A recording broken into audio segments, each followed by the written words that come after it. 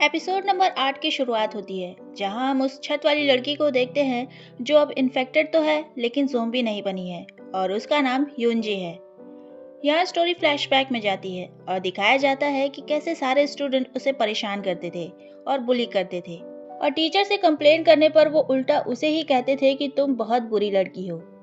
अब यूनजी देखती है कि सारे लोग ज़ोंबी बन चुके हैं और वो सोचती है कि वो सारा स्कूल ही जला देगी और वो स्टाफ रूम में जाकर पेपर को जलाने लगती है।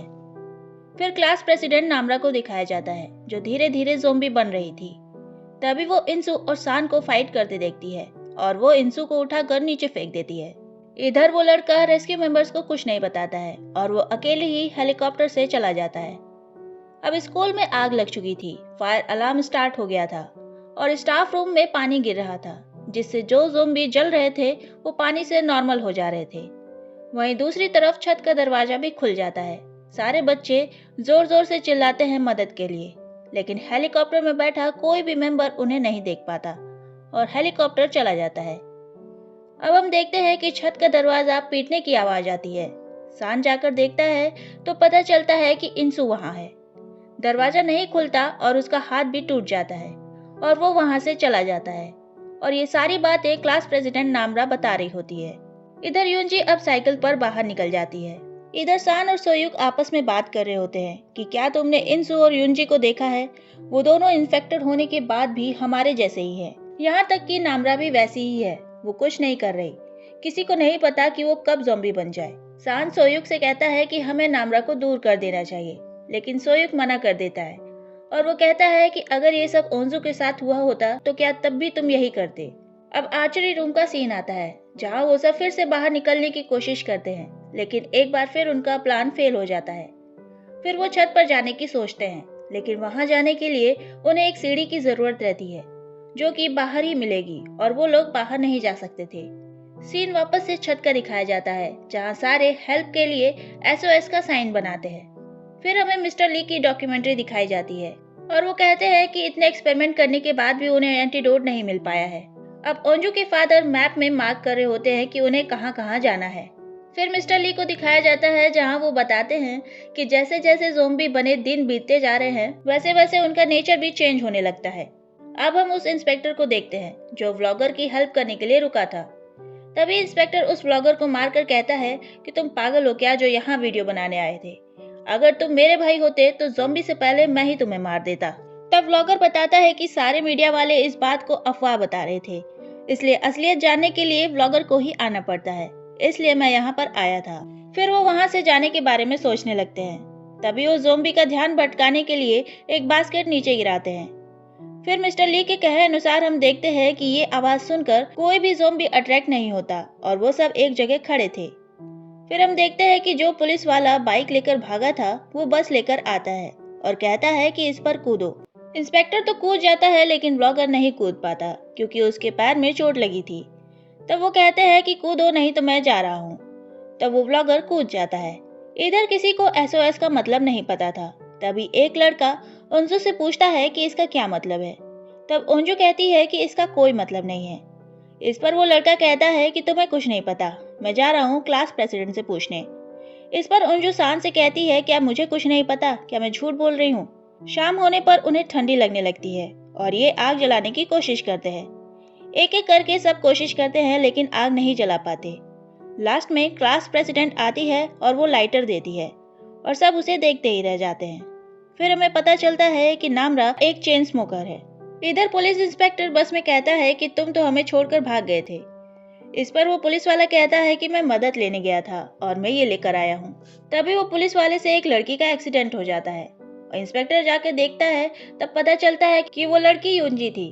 तभी वहाँ पर आर्मी आ जाती है और वो लोग गोलियां चलाने लगते हैं। तब इंस्पेक्टर अपना आइडेंटिटी कार्ड दिखाते हैं और कहते हैं कि मैं इंस्पेक्टर हूँ। दूसरी तरफ आर्चरी रूम का सीन आता है जहाँ मेजन अब प्लेयर की मदद करने के लिए आर्चरी सीख रही होती है और कहती है कि तुम तो प्लेयर हो, तुम्हें अच्छे से कॉलेज में एडमिशन मिल जाएगा। तब वो प्लेयर कहती है कि अगर नेशनल टीम में उसका सिलेक्शन नहीं हुआ तो वो कभी भी कॉलेज में एडमिशन नहीं ले पाएगी। इस बात का उसके ऊपर काफी प्रेशर है। फिर हमें मेजन के बारे में पता चलता है कि उसने किसी का मर्डर किया है या फिर किसी के मर्डर का उस पर ब्लेम है और फिर वो दोनों एक अच्छे दोस्त बन जाते हैं। इधर छत पर ये स्टूडेंट आग जलाकर बैठ जाते हैं और कन्फेशन गेम शुरू करते हैं कि कौन किसको पसंद करता है। तब टीसू बताता है कि वो अपनी दोस्त की प्लेयर फ्रेंड को पसंद करता है, यानी मीजन के साथ वाली लड़की को वो पसंद करता है। तभी उस आर्चरी प्लेयर का भाई बोलता है कि मुझ पर तो किसी का ध्यान ही नहीं था।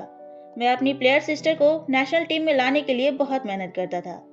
फिर हमें इंसू को दिखाया जाता है जिसका हाथ टूटा था, लेकिन अब उसका हाथ वापस से ठीक हो जाता है। फिर पिंक स्वेटर वाली लड़की को दिखाया जाता है जो अब बाहर आती है। वहाँ एक ज़ोंबी था जिसके पैर के पास पियानो था जो बार बार बज रहा था। तभी वो वहाँ उस पियानो की जगह की स्टिक रख देती है जिससे शोर ना हो, और वो एक कैमरा उठाती है। तभी वहाँ पर ज़ोंबी आ जाते हैं और वो वापस से उसी कमरे में भाग जाती है। फिर वो उस कैमरे में सबकी वीडियो देखकर इमोशनल हो जाती है और उनकी हेल्प करने के लिए सोचती है और कुछ खाना पैक करने लगती है।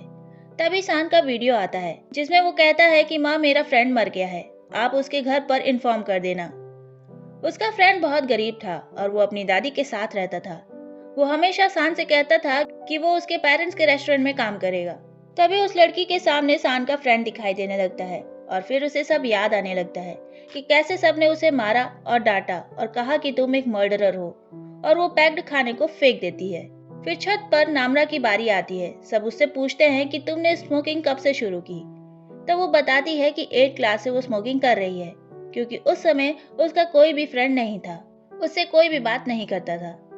तब ओंजू कहती है कि तुम्हें हमसे बात करनी चाहिए थी, हम तुम्हें बहुत घमंडी समझते थे, इसलिए कोई तुमसे बात नहीं करता था। तब एक लड़का कहता है कि मैं क्लास प्रेसिडेंट को बिल्कुल पसंद नहीं करता था, क्योंकि वो हमेशा सेकंड आता था, क्योंकि क्लास प्रेसिडेंट हमेशा फर्स्ट आती थी। फिर से हमें पिंक स्वेटर वाली लड़की को दिखाया जाता है जो फ्लैशबैक में जाती है। तो हमें पता चलता है कि जब वो और टीचर बाहर गए थे तो सान के फ्रेंड ने उन पर अटैक कर दिया था और टीचर को काट लिया था। टीचर उस लड़की को सेफ प्लेस तक पहुंचाती है और कहती है कि तुमने जो किया गलत किया, अगर मौका मिले तो उन लोगों की मदद जरूर करना, और जिंदा बचना तो उनके पास चली जाना। और टीचर भी ज़ॉम्बी बन जाती है और फिर वो लड़की फिर से खाना पैक करने लगती है और बाहर निकल जाती है। इधर छत पर एक लड़की कहती है कि मैं दूसरे स्कूल में एडमिशन लेने वाली थी, लेकिन सान के कहने पर मैंने यहाँ एडमिशन लिया। अगर मैंने यहाँ पर एडमिशन नहीं लिया होता तो मैं आज यहाँ नहीं फंसी होती। फिर सब सान से पूछते हैं कि तुम किसे पसंद करते हो। तब सान कहता है कि मैं भी एक लड़की को पसंद करता हूँ और उसके साथ बहुत टाइम से हूँ। इधर वापस पिंक स्वेटर वाली लड़की को दिखाया जाता है, लेकिन तभी वहाँ इंसू आ जाता है। उस लड़की को लगता है कि इंसू नॉर्मल है। वो उससे पूछता है कि इतना सारा खाना लेकर तुम कहाँ जा रही हो, क्या तुम छत पे जा रही हो।